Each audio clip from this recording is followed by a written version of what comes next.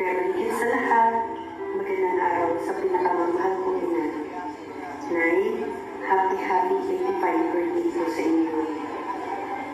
Habang sinasabi ko ito, hindi ko mapigilang maiyak kasi gusto ko sana ako mismo ang nandoon para yakapin kayo, para hawakan ang mga kamay ninyo palagi gumagabay sa amin mula noon hanggang ngayon.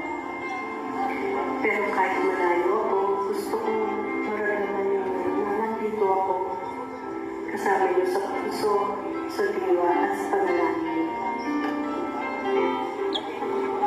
35 taon ng sakripisyo, pagmamahal at pag-aalaga at nanay.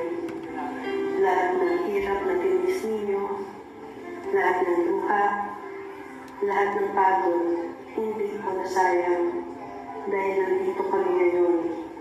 At lahat ng sino kami ay dahil sa inyo.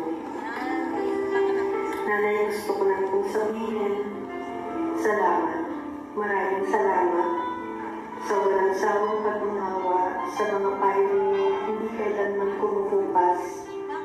Sa inyong dasal na lagi kami ingatan. Mr.